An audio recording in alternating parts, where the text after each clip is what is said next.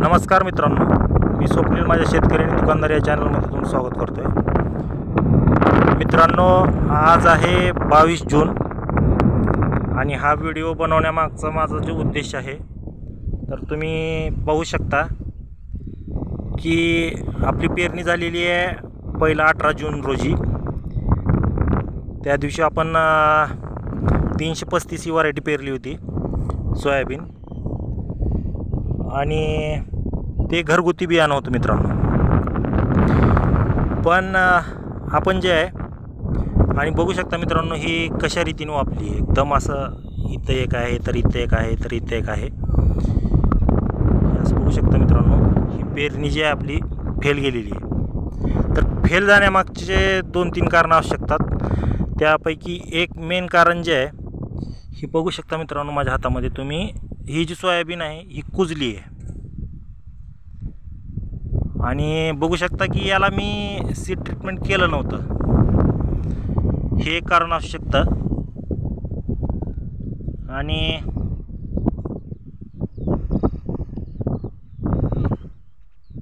हे बियाणं मित्रांनो, हे पहा, हेच पूर्ण हे कुजलेलं आहे बियाणं. मग आता परत आपल्याला दुसरी फवारणी करायची मित्रांनो, दुसऱ्यांदा पेरणी करायची आहे, दुबार पेरणी.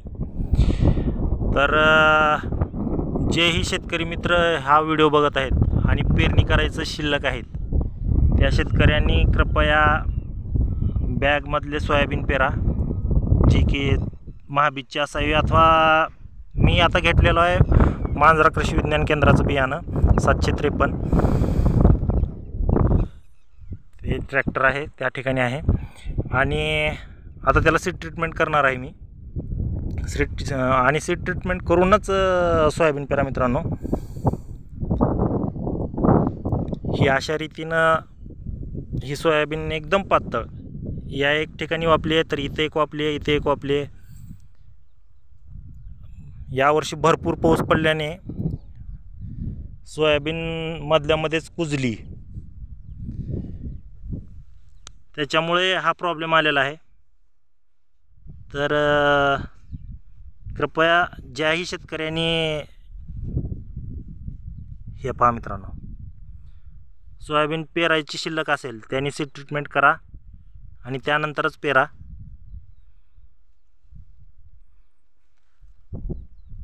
तर आता आपण 753 ही व्हरायटी पेरत आहे. 26 किलोची बॅग आहे 753ची.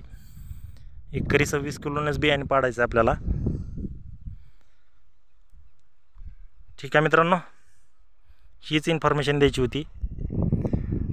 जर व्हिडिओ आवडला असेल तर लाईक करा, शेअर करा, सबस्क्राईब करा.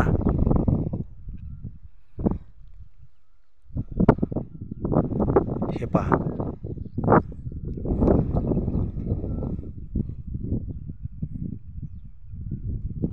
धन्यवाद.